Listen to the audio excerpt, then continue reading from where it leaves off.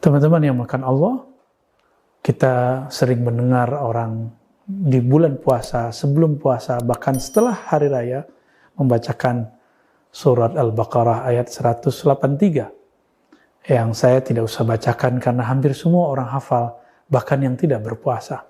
Tapi saya akan mengambil kalimat di situ, diwajibkan atas kalian, wahai orang beriman, berpuasa, siyam atau saum, jamak plural dari saum, kama kutiba alal ladzina min qablikum, sebagaimana diwajibkan atas orang-orang sebelum kamu.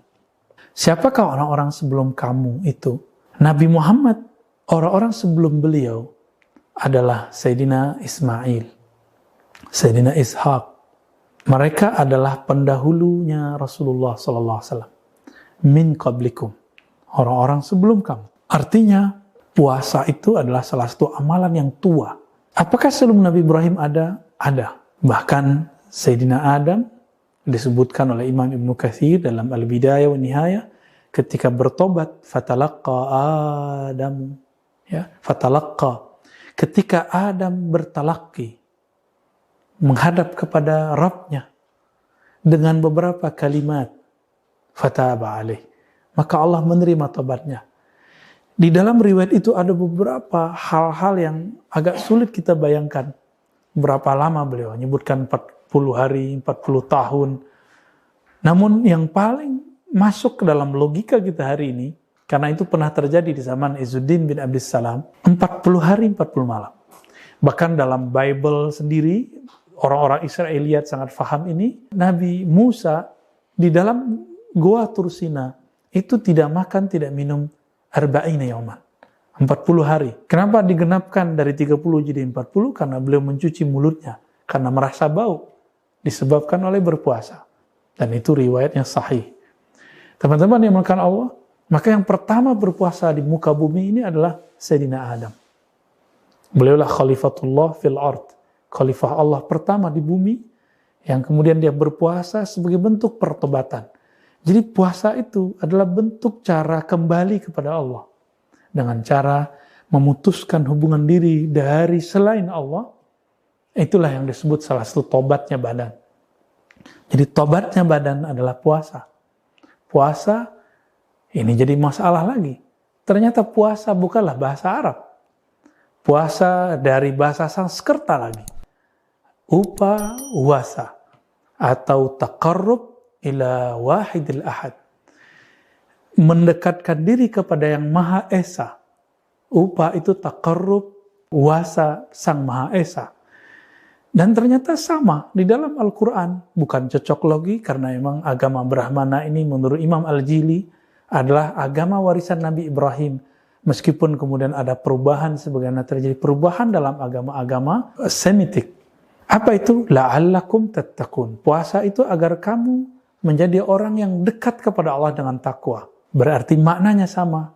Dan ini disebut munasabat as-sahihah. Kesamaan, kesesuaian yang sahih. Ternyata mereka juga punya puasa. Orang-orang zaman dahulu ada puasa. Dan itu berlanjut sampai hari ini. Di kalangan ahli kitab sampai hari ini ada puasa. Di kalangan orang-orang agama Brahmana sampai hari ini ada juga puasa. Teman-teman yang melakukan Allah, lalu apa yang jarang dieksplorasi oleh orang ketika membahas, menakar, menyentuh bagian terdalam dari puasa? Ternyata hadis yang masyhur tapi jarang kemudian dibaca, yaitu as-siyamuli. Hadis qudsi Allah berfirman, as-siyamuli.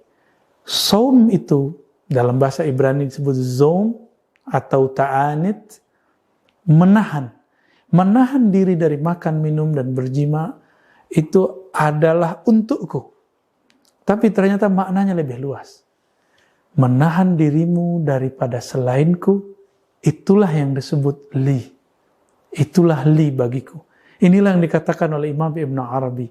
Orang yang berpuasa, sebenarnya dia telah wusul kepada Allah. Karena Allah langsung mengatakan li. Dia milikku. Maka sang saim, orang yang puasa itu, dia langsung dalam genggaman Allah Subhanahu wa ta'ala. Tinggal kesadaran dia kepada Allah. Di mana bentuk kesadaran itu muncul? Ketika di lafaz hadis, di pertengahan hadis, Nabi kemudian mengatakan, idza sabahu ahadun aw syatamahu. Jika ada seseorang mencaci makinya atau mengata-ngatainya, falyaqul inni sha'im. Katakanlah aku puasa. Maka saat itulah puasa naik dari puasa fisik menjadi puasa non fisik. Puasa emosi. Emosi bukan pada fisik.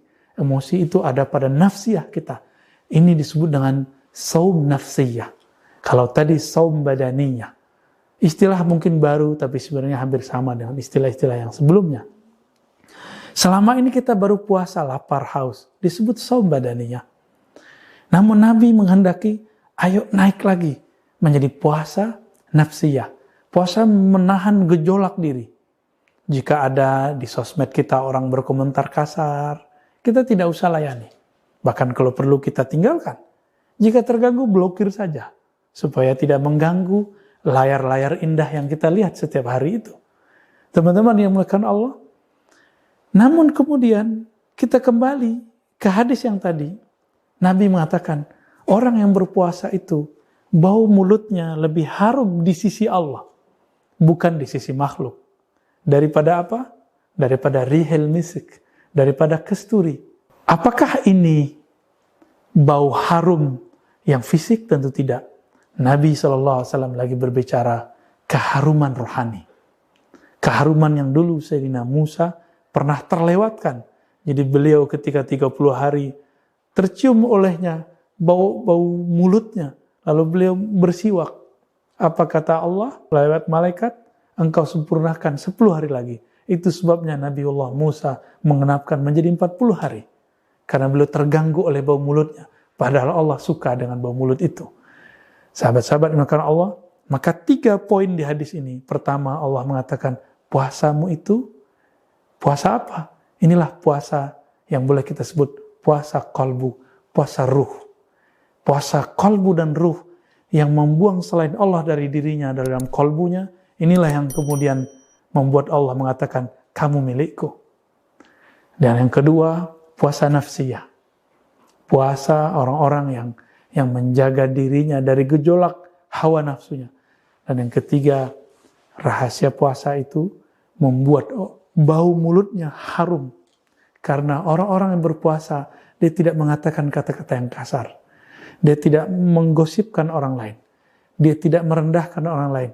Inilah keharuman hakiki dari orang-orang yang shaim. Mari capai puasa seperti ini, puasa yang Allah mau, puasa yang Nabi terapkan. Nabi khuluqul Quran. Itulah hakikat puasa Nabi sallallahu alaihi wasallam. Semoga kita sampai kepada taraf itu. Sallallahu ala Muhammad. Assalamualaikum warahmatullahi wabarakatuh.